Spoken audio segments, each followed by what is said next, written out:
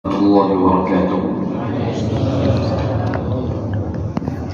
الحمد لله رب العالمين والعاقبة للمتقين ولا عدوان إلا على الظالمين، والصلاة والسلام على أشرف المرسلين سيدنا محمد، اللهم صل وسلم وبارك عليه وعلى آله وأصحابه أجمعين. Amma ba'd. Sama-sama kita bersyukur kepada Allah Subhanahu wa taala kita dapat bertemu sama-sama dalam majlis ilmu ini pada pagi yang mulia ini di bulan yang mulia, bulan Ramadan al-Mubarak. Semoga kita bertemu sama-sama insya-Allah fil firdausil a'la min al-jannah. Amin amin ya rabbal alamin. Hari ini insya-Allah saya akan bicara tentang talaqqi Al-Quran Al-Karim. Allah Subhanahu wa taala berfirman dalam Al-Quran berkaitan dengan at-talaqqi wal musyafahah. Di surat An-Naml ayat 6 Allah berfirman, ba'da a'udzu billahi minasyaitonir rajim. Bismillahirrahmanirrahim. وَإِنَّكَ لَتُلَقَّى الْقُرْآنَ مِنْ لَدُنْ حَكِيمٍ عَلِيمٍ. Jadi berkaitan dengan talaqi itu satu kaidah yang Allah Subhanahu wa taala tentukan untuk menyampaikan Al-Quran kepada kita. Jadi talaqi bermakna menerima sesuatu daripada pihak yang lain. Jadi Allah Subhanahu wa taala mau sampaikan Al-Quran kepada kita melalui Rasulullah sallallahu alaihi wasallam, dan Allah sampaikan Al-Quran kepada Rasulullah sallallahu alaihi wasallam melalui Aminul Wahyi Jibril alaihi salam. Jadi wa innaka latulaqqal Qur'ana min ladun hakimin alim. Sesungguhnya kau wahai Rasulullah SAW latulaqqa akan menerima Al-Quran ini daripada Hakim Alim, daripada Allah Subhanahu wa taala yang maha bijak dan lagi maha mengetahui. Dan juga Allah Subhanahu wa taala berfirman di surat Ar-Rahman dari ayat 1 sampai ayat 4. Allah Subhanahu wa taala berfirman, Ar-Rahman 'allama al-Qur'an khalaqal insana 'allamahul bayan. Jadi Allah Subhanahu wa taala sampaikan di sini Ar-Rahman 'allama al-Qur'an, maknanya Allah menyampaikan ilmu Al-Quran ini kepada Rasulullah sallallahu alaihi wasallam melalui Aminul Wahyi Jibril. Dan seperti mana yang kita semua sudah tahu, ayat yang pertama yang turun kepada Rasulullah sallallahu alaihi wasallam di surat Al-Alaq, Allah Subhanahu wa taala berfirman, Iqra' bismi rabbikal ladzi khalaq khalaqal insana min 'alaq Iqra' wa rabbukal akram alladzi 'allama bil qalam 'allamal insana ma lam ya'lam. Maksudnya, baca wahai Rasulullah SAW bismi rabbika, dengan nama Allah Subhanahu wa taala yang maha mencipta, khalaqal insana min 'alaq Iqra' wa rabbukal akram, maknanya baca dan Allah akan memberi kemudahan. Jadi sudah pasti Al-Quran ini harus bertalaqi. Tidak boleh kita atau tidak akan dapat kalau kita belajar Al-Quran dengan cara yang berbeda. Akan ada kesalahan dalam bacaan kita. Dan kebiasaan apa-apa ilmu atau sesuatu yang kita ingin mengetahui, kita menerima daripada ahlinya. Maknanya ada orang mau talaqi Al-Quran, jadi harus menerima Al-Quran ini daripada orang yang telah bertalaqi dengan orang yang sebelumnya, dan juga sampai ke Rasulullah SAW. Sebab itu ada sanad, ada ijazah untuk memastikan tidak ada kekurangan dalam bacaan Al-Quran Al-Karim.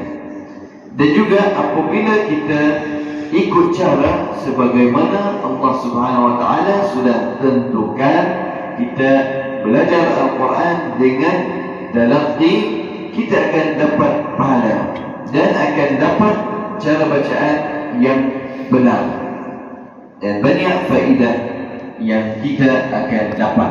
Jadi kaidahnya, Aminul Wahyi Jibril membaca depan Rasulullah SAW seperti ayat yang saya sudah baca tadi, Iqra bismi rabbikal ladzi khalaq.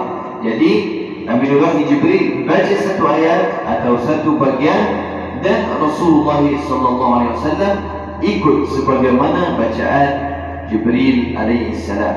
Dan setelah Rasulullah menerima satu ayat, satu surah, jadi Rasulullah sampaikan kepada sahabat. Jadi sahabat akan belajar dan talaqi langsung dengan Rasulullah SAW. Seperti mana ada satu hadis dari Sayyiduna Zaid bin Thabit. Sayyiduna Zaid bin Thabit sampaikan, apabila Rasulullah menerima wahyu, jadi Rasulullah akan panggil Sayyidina Zaid untuk menulis ayat-ayat Al-Quran. Dan setiap apa yang Sayyidina Zaid tulis, Rasulullah akan minta Sayyidina Zaid baca kembali apa yang telah ditulis, untuk Rasulullah SAW pastikan bacaan itu sebagaimana yang Rasulullah menerima dari Aminul Wahyi Jibril. Dan Sayyidina Zaid sampaikan, jika bacaan itu sesuai dengan apa yang Rasulullah sudah baca terhadap Sayyidina Zaid, jadi Rasulullah akan sahkan, maknanya akan pastikan bacaan itu sudah benar, dan Rasulullah benarkan Sayyidina Zaid untuk sampaikan bacaan itu kepada sahabat-sahabat yang lain, maknanya boleh disebarkan. Dan sahabat sudah menerima Al-Quran semua dari Rasulullah SAW dengan berbagai cara untuk bacaan. Maknanya kita akan dengar ada qiraat, ada qiraat. Jadi apa itu qiraat? Qiraat maknanya qiraat yang berbeda dari segi cara bacaan saja, tetapi dari segi makna sama saja. Kemungkinan akan ada perbezaan dari segi tata bahasa, kaidah bahasa Arab. Maknanya ada satu tempat yang Allah sampaikan dengan cara mudhari', maknanya sedang berlaku. Maknanya perkataan itu sedang berlaku sampai bila-bila saja, dan perkataan yang sama telah berlaku. Jadi qiraat itu melengkapkan makna-makna Al-Quran untuk sesuaikan Al-Quran dengan semua keadaan, supaya tidak ada orang yang kata Al-Quran ini sesuai untuk zaman Nabi saja, tak sesuai untuk sekarang dari segi maksud. Jadinya berbagai cara bacaan tidak ada makna yang berbeda, tetapi ada tujuan yang melengkapkan makna secara keseluruhan. Itu sebagai perkara untuk kemudahan. Allah Subhanahu Wa Taala berfirman, "Faqra'u ma tayassar."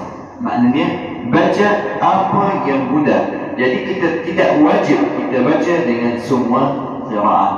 Dan sebagaimana yang saya sampaikan, harus tahu. Jadi benar dalam hadis Nabi SAW sampaikan, minta daripada Jibril untuk sampaikan kepada Rasulullah berbagai cara untuk bacaan, kerana di umat Rasulullah akan ada orang yang berbeza, ada yang ajam, ada orang yang bahasanya berbeza dan tempatnya berbeza. Jadi dari situ Rasulullah minta bacaan tambahan atau dengan cara yang berbeza supaya semua baca dengan apa yang mudah untuk mereka. Jadi qiraat ini sebenarnya bukan menyusahkan, tetapi untuk kemudahan. Jadi tidak perlu kita baca semua qiraat, tapi perlu kita baca dengan apa yang mudah untuk kita, dengan syaratnya harus talaqi dan musyafahah. Jadi orang yang belajar qiraat itu untuk memastikan tidak ada orang yang sesuka hati membaca Al-Quran dengan kata atau dengan alasan ini qiraat. Jadi qiraat ini kalau ada orang mampu untuk belajar, lebih baik dia belajar. Kalau tidak mampu, jadi belajar sekadar mampu saja. La yukallifullahu nafsan illa wus'aha. Jadi walaupun qiraat harus talaqi juga, seperti mana riwayat Hafs an Asim. Riwayat Hafs an Asim harus kita belajar. Jadi qiraat yang lain harus kita belajar jika kita ada keahlian atau kemampuan untuk kita belajar. Jadi tidak banyak orang yang belajar qiraat, sebab itu bukannya mudah. Memang perlu usaha yang luar biasa untuk kita mengetahui banyak cara untuk membaca, semuanya dengan tujuan pelihara dan menjaga bacaan Al-Quran Al-Karim. Jadinya cara untuk kita belajar dengan talaqi itu wajib. Kenapa wajib kita belajar dengan talaqi dan musyafahah? Untuk memastikan tidak ada kesalahan dalam bacaan. Kalau orang baca sendiri akan melakukan kesalahan tanpa sengaja. Jadinya perlu kita ada belajar talaqi untuk kita elak atau hindari kesalahan kesalahan dalam bacaan Al-Quran Al-Karim. Jadi di sini ada satu cerita berkaitan dengan qiraat. Ada satu sahabat yang mendengar sahabat yang lain membaca Al-Quran dengan cara yang berbeza. Jadi sahabat itu Sayyidina Umar dengan sahabat namanya Hisham, membawa Hisham apabila dia dengar Sayyidina Hisham membaca dengan cara yang berbeza, jadinya dia bawa berdiri kepada Rasulullah dan bertanya, Rasulullah, saya dengar sahabat ini baca dengan cara yang berbeza dari bacaan yang Rasul ajar kepada Sayyidina Umar. Jadinya pada saat itu Rasulullah minta Hisham untuk membaca. Jadi Rasulullah kata sebagaimana bacaan ini sudah turun dan Rasulullah sudah ajar. Kemudian Rasulullah minta Sayyidina Umar untuk baca. Jadi Rasulullah sampaikan seperti ini juga Rasulullah sudah ajar. Jadi Al-Quran ini turun dengan berbagai cara. Bacalah dengan cara yang mudah untuk kamu. Jadi qiraat itu pilihan, bukannya wajib untuk kita belajar semua qiraat. Bila kita belajar talaqi dan musyafahah, kita akan hindari kesalahan dalam bacaan Al-Quran Al-Karim. Namanya talaqi dan musyafahah. Bermakna kita tidak boleh belajar secara mendengar radio atau menonton TV atau apa-apa selain daripada itu. Harus kita berdepan dengan guru dan kita baca satu-satu terhadap guru, dan juga kita membaca satu huruf untuk memastikan setiap apa yang kita baca itu sesuai dengan apa yang guru kita telah dapat daripada guru yang sebelumnya. Baru bacaan itu akan tepat, akan sesuai dengan bacaan yang benar. Jika ada orang belajar dengan cara yang lain, mungkin dia akan dapat baca betul, tetapi tidak pasti. Dan ketika umat Islam ini makin berkembang, makin banyak mengikut agama Islam, dan banyak orang yang perlu membaca Al-Quran, jadi ulama adakan kaidah supaya tidak ada khilaf, supaya tidak ada orang yang buat pendapat sendiri. Jadi mereka sesuaikan cara bacaan yang mereka dapat. Jadi secara dalam ini mereka tulis dalam bentuk kaedah tajwid. Jadi tajwid, dan perbahasan dalam tajwid ini membahas tentang 5 perkara yang sangat utama. 5 perkara yang utama yang perlu kita faham dan amalkan ketika membaca. Yang pertama ialah makhraj. Sebab makhraj bahasa Arab berbeda dengan makhraj bahasa lain. Jadinya kalau orang ingin belajar Al-Quran harus belajar makhraj. Makhraj maknanya sebutan, lafazan setiap huruf dari Al-Quran Al-Karim. Seperti huruf Ain, jadi ada makhraj khas untuk Ain. Huruf Ha, jadi saya pilih huruf yang tidak ada dalam bahasa lain. Jadi Ain, Ha, Ghain, Kha. Jadi itu huruf yang memang harus kita belajar makhrajnya, keluar dari mana. Dan juga ada yang kedua ialah sifat. Sifat maknanya sifat makhraj, dan sifat huruf itu sangat penting. Makhraj nomor 1, 2 sifat. Sifat itu ciri-ciri huruf. Ciri maknanya reka bentuk setiap huruf. Ada huruf bunyinya so, ada huruf bunyinya sin, ada huruf bunyinya bunyi maknanya suaranya seperti ini, ghain, ada ain, ada sin, sad, dad, dal, dan lain-lain. Jadi sifat mempentingkan suara itu sudah betul. Kalau makhraj, tempat, posisi, setiap huruf ada posisinya. Jadi setiap huruf dalam bacaan mesti kita tahu tempatnya dari mana, suaranya bagaimana, cara sebutannya bagaimana.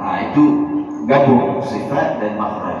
Kita sudah tahu posisi dan kita sudah tahu suaranya bagaimana, gabungkan akan jadi suaranya bagaimana. Jadi akan membentuk satu huruf, makhraj dan sifat. Kemudian yang berikutnya, yang ketiga ialah pertemuan. Ketika kita membaca ada pertemuan huruf. Ada pertemuan huruf. Seperti Allah Subhanahu wa taala berfirman dalam Al-Quran,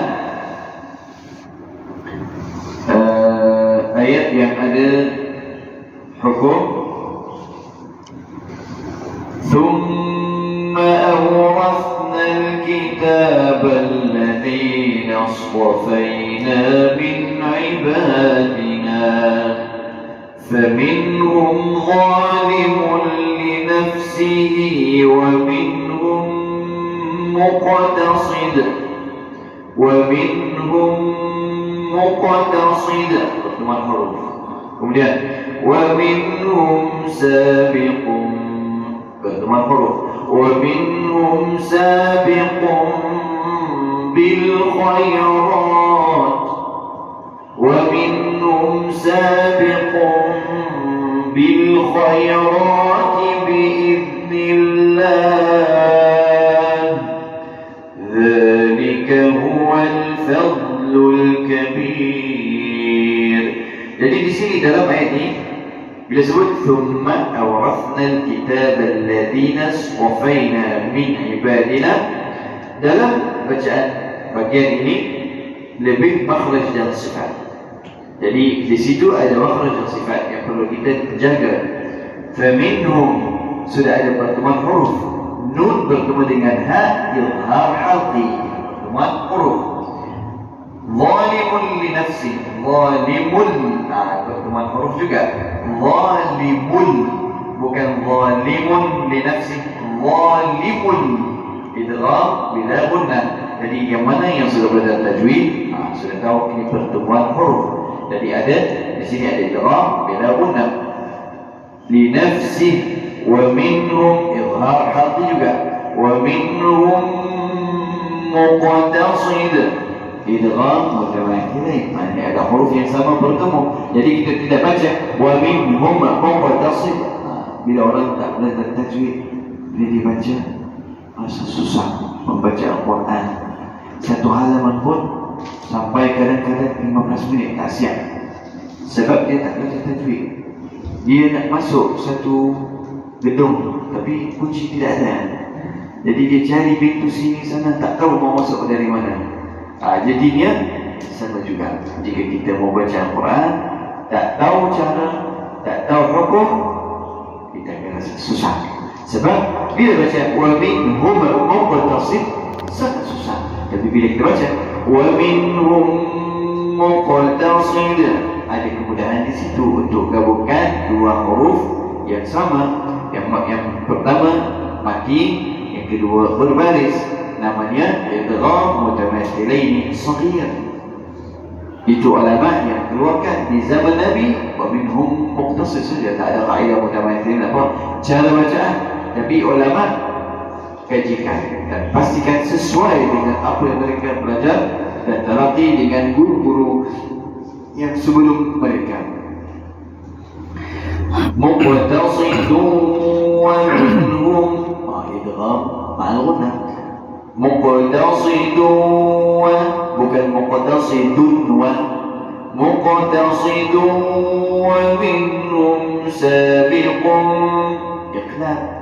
Jadi ada di sini iqlab. Jadi perkara ini bukan sehari dua kita belajar. Pada tajwid, pertemuan huruf ini bukan sehari dua untuk kita biasakan diri dengan bacaan.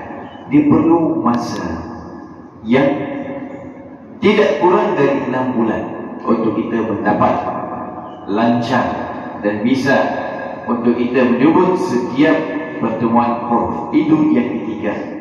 Yang keempat ialah al-waqfu wal-ibtida'. Jadi kita untuk waqfu wal-ibtida' ini ada tempat untuk berhenti dan ada cara untuk berhenti. Tempat maknanya bila orang sebut jangan datang masjid, maksud berhenti. Apa jangan datang masjid? Jadi akan rasa sesuatu yang tidak bagus. Tapi lanjutannya, jangan datang masjid jika berhadas akbar. Jadi sudah lengkap. Jangan datang masjid jika berhadas akbar. Jadi kita sudah faham. Jadi ada sebabnya kenapa jangan datang masjid. Dan selesainya dengan mandi. Sudah selesai, boleh datang masjid. Jadi itu ayatnya. Jadi ketika kita membaca Al-Quran, kalau kita tiba-tiba berhenti di tempat yang tidak sesuai, jadi maksud atau makna akan terputus dan akan menyebabkan salah dalam bacaan Al-Quran Al-Karim. Jadi tidak boleh kata thumma awrathna, maksud berhenti. Awrathna apa? Mewariskan Alkitab, maknanya Al-Quran. Thumma awrathna al-kitab alladhina asṭafayna min ibadina. Ini lagi lengkap. Jadi bacaan nampak seimbang, nampak sudah lengkap, sudah cukup, sudah baik. Jadi orang dengar pun sudah faham apa maksudnya. Dan ada cara untuk berhenti. Bila kita buat idgham tadi, ومنهم سابق بالخيرات. Ada idgham, ada iqlab. Jadi bila ada iqlab di sini, kita ada bunyi mim. Sabiqun bil khairat. Cara berhenti tak sama, tak perlu ada mim itu. Wa minhum sabiq. Itu cara berhenti. Jadi ketika kita berhenti berbeza, ketika kita lanjut berbeza cara berhenti. Jadi itu sangat penting. Perlu kita mengetahui cara berhenti dan tempat berhenti yang sebelumnya. Dan mulai juga al-waqfu wal-ibtida, mulai. Jadi ketika kita mulai, harus mulai dari tempat yang sesuai.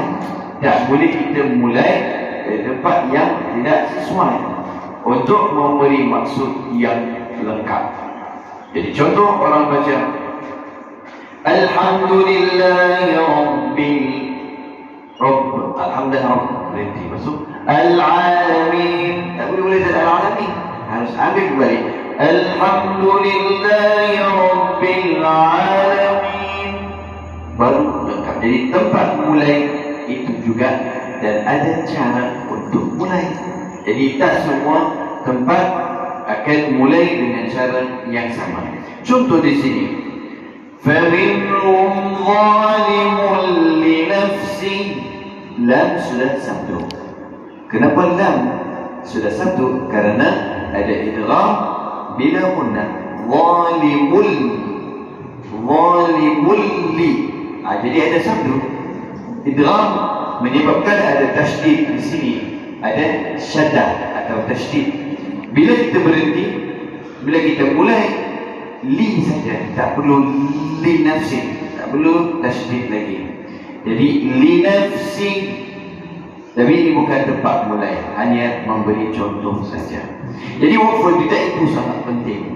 Dan yang terakhir yang kelima ialah rasmul mushaf, tulisan mushaf Uthmani.